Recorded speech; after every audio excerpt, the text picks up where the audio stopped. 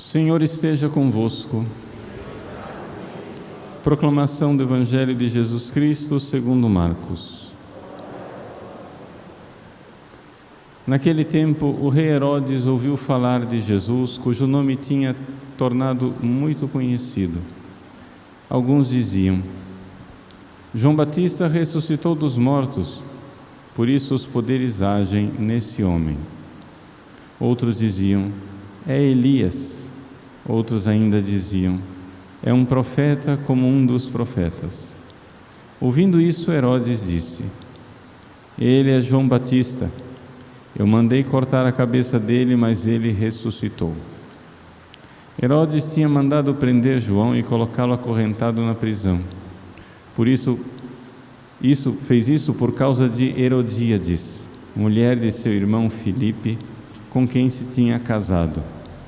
João dizia a Herodes: não te é permitido ficar com a mulher do teu irmão. Por isso Herodíades o odiava e queria matá-lo, mas não podia. Com efeito, Herodes tinha medo de João, pois sabia que ele era justo e santo e por isso o protegia. Gostava de ouvi-lo, embora ficasse embaraçado quando o escutava. Finalmente chegou o dia oportuno. Era o aniversário de Herodes e ele fez um grande banquete para os grandes da corte, os oficiais e os cidadãos importantes da Galileia. A filha de Herodíades entrou e dançou, agradando a Herodes e seus convidados. Então o rei disse à moça: pede-me o que quiseres e eu te darei. E lhe jurou, dizendo: eu te darei qualquer coisa que me pedires, ainda que seja a metade do meu reino. Ela saiu e perguntou à mãe: o que vou pedir? A mãe respondeu: a cabeça de João Batista. E voltando depressa para junto do rei, pediu: quero que me des agora, num prato, a cabeça de João Batista. O rei ficou muito triste, mas não pôde recusar.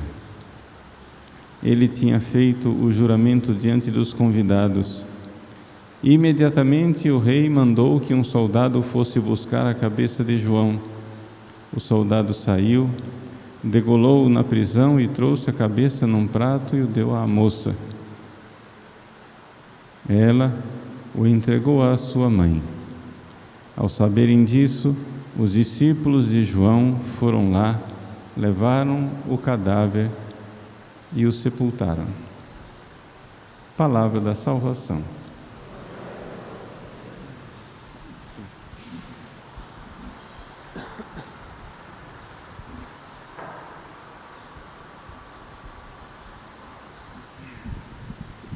Meus queridos irmãos e irmãs, celebramos hoje a memória de Santa Águeda, uma destas santas que é mencionada no cânon romano, a oração eucarística primeira. Águeda, Luzia, Inês, Cecília, Anastácia. Águeda. Águeda viveu no sul da Itália, na ilha, a grande ilha de Sicília, na cidade de Catânia. E foi martirizada mais ou menos no ano 250, quando era imperador Décio, a grande perseguição de Décio. Virgem e mártir, a história de Águeda repete um pouco a história de outras santas, como Santa Inês, que nós celebramos há dias atrás, ou seja, muito bela, muito jovem, porém desposada com Cristo. Ela não aceitou o casamento, por isso foi perseguida e martirizada. Então nós temos no dia de hoje, de um lado, a beleza virginal e pura, casta de Santa Águeda, mas que, profanada pelo perseguidor Quinciano, termina sendo assassinada. Então, o olhar cobiçoso de 15 anos mata. No Evangelho nós temos o contrário de Águeda, uma beleza não casta, uma beleza sedutora, impura, que é a beleza de Salomé, a filha de Herodíades. O Evangelho não nos fala o nome desta dançarina, porém, nós sabemos pelas fontes históricas, Flávio Joséfo, nas antiguidades judaicas, nos diz que o nome dela era Salomé. Então, Herodes, bêbado provavelmente, durante o banquete, olha para a beleza de sua sobrinha, um olhar incestuoso ainda por cima, não somente impuro, e se sente seduzido pela beleza, pela dança de sua sobrinha, e termina também matando a João Batista.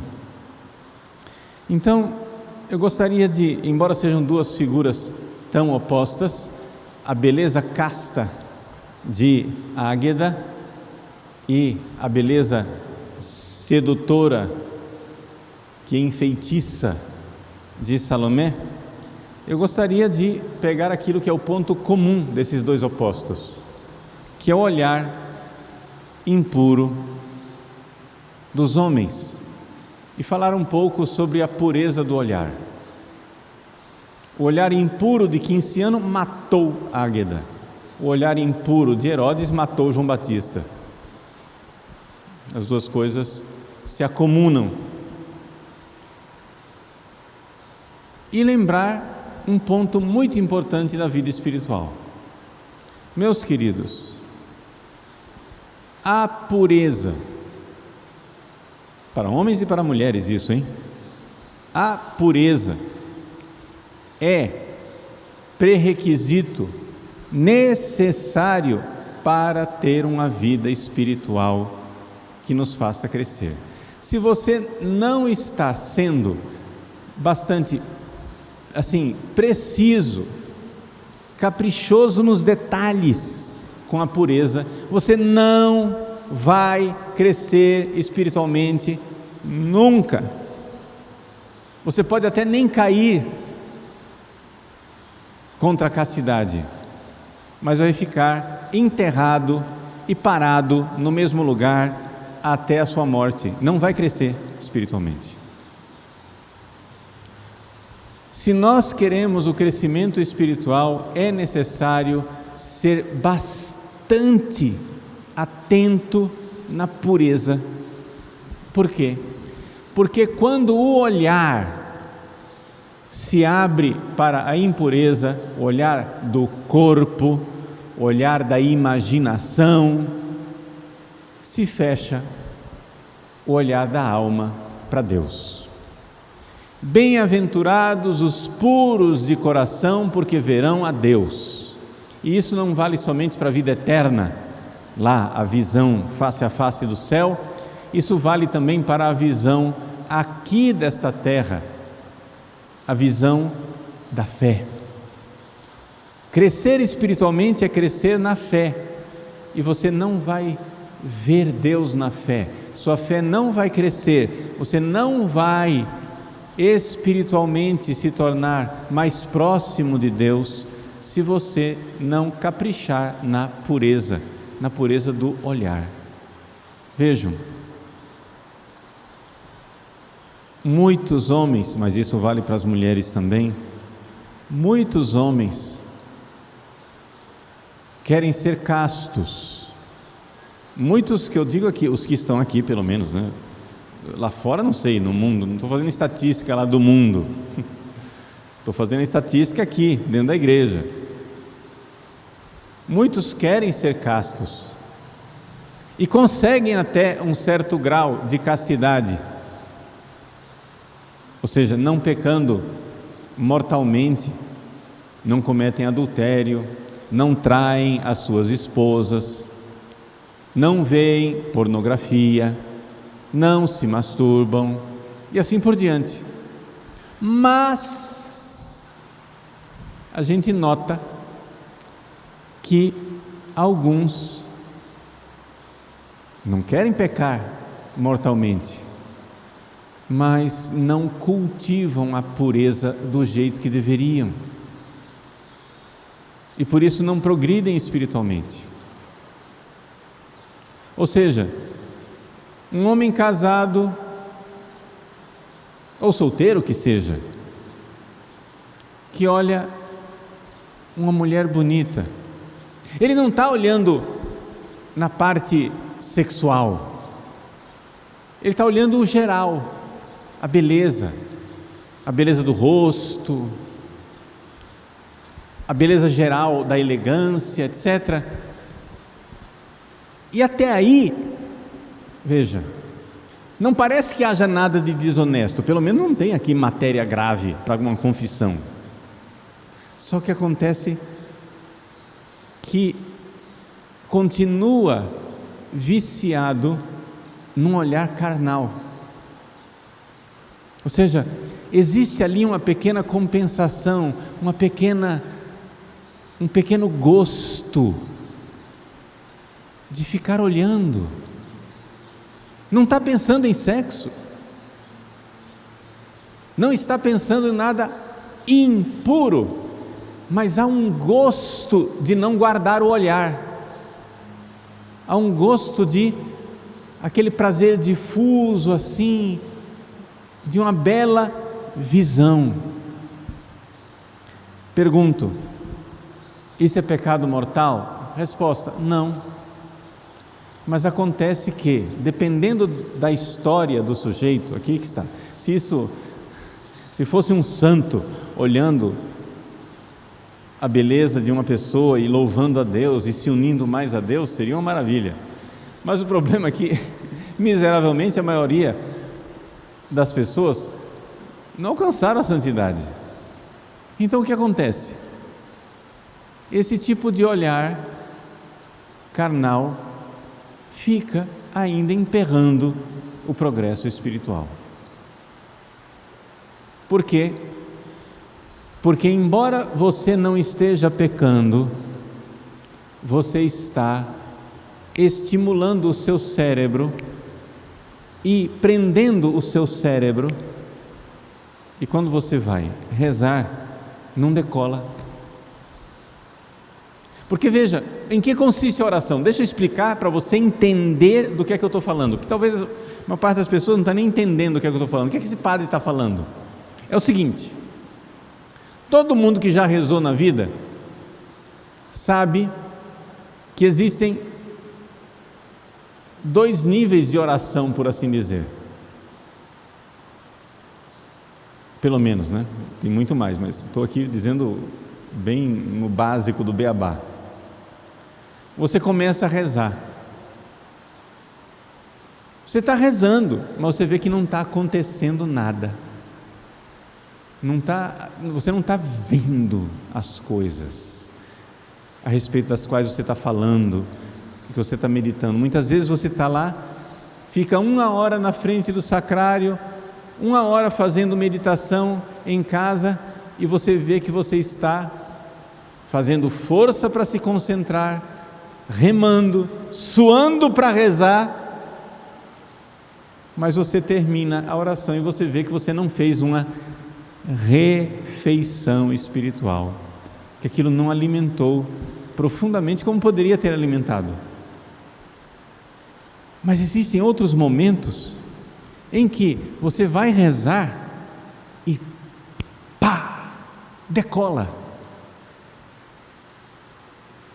Você vê o amor de Cristo, o amor de Nossa Senhora, você vê os mistérios da fé de alguma forma, você sente que você conectou, que você plugou, que a coisa aconteceu de alguma forma, existe uma luz que você enxergou ali, e você sente uma refeição espiritual, você se sente alimentado, você se sente revigorado, você se sente refeito. Do primeiro tipo de oração você sai cansado. Do segundo tipo de oração você sai revigorado. Acho que, descrevendo isso, a maioria das pessoas, os principiantes, já tiveram uma experiência, as duas experiências. Ok? Por que é que não decola? Vejam, podemos fazer aqui uma lista interminável de coisas, mas uma das coisas importantíssimas, desprezadas hoje em dia, é que as pessoas têm o vício carnal de ficar com um olhar carnal e impuro, prazerosozinho sobre as coisas mundanas, especialmente questão de beleza física, de atração, de fascínio. A pessoa pode nem pecar, nem ser matéria de 9º mandamento, porque não pensou sexualmente, mas não quis a pureza. E o que acontece? O olho do cérebro está amarrado no mundo carnal, você está no cérebro, você vai rezar e só quem está lá é o seu cérebro debatendo. Você tem que aprender que existe um lugar dentro de você que não é o cérebro. E você tem que, o progresso espiritual é aprender esse lugar, qual é essa porta que muitas vezes está fechada e que você tem que aprender a abrir, para que, se Deus quiser falar, Ele fale. Aí é a liberdade de Deus. Se Deus quiser dizer algo, Ele diga. Existe um lugar dentro de nós, mas esse lugar é o que nós chamamos de abrir o olho da alma. É aquilo que os mestres espirituais chamam de espírito. É um lugar dentro de você que você enxerga as coisas. Se você progride espiritualmente, você sabe onde ir na hora de rezar. Você sabe buscar aquele lugar dentro de você na hora de rezar. Mas você não vai encontrar esse lugar se você não caprichar na pureza. Essa coisa de ficar com piadinhas impuras, essa coisa de ficar com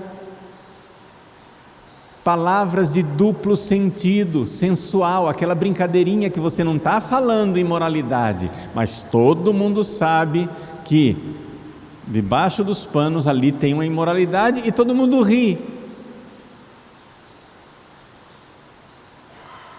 Onde você não está olhando pornografia, mas você está sim na caça de rostos bonitos, de corpos vestidos, mas bonitos para ficar contemplando na internet, contemplando na rua. Vejam, eu estou aqui supondo que essa pessoa não está pecando mortalmente, porque não está indo no campo sexual. Infelizmente a maioria não tem essa sutileza, já chuta o balde, já vai para o campo sexual e já peca logo. Eu estou aqui supondo uma espécie de, não é raridade, mas um negócio que não é muito frequente. Mas eu estou supondo o quê? Um bom católico que já sabe viver em estado de graça, é isso que eu estou supondo. Essa pessoa muitas vezes está emperrada porque não está caprichando na pureza. São duas coisas nas quais nós temos que ser minuciosos: a pureza e a paciência. Se você não caprichar na pureza e na paciência, espiritualmente você não vai para lugar nenhum. Vejam, você pode ser salvo, mas ser santo aqui nesse mundo você não vai ser nunca. Crescer no nível de oração não vai crescer. vai ficar emperrado. Aí não venham me dizer, o Padre Paulo é moralista. Não! Moralismo seria se eu estivesse dizendo, você vai para o inferno! Eu não estou dizendo isso.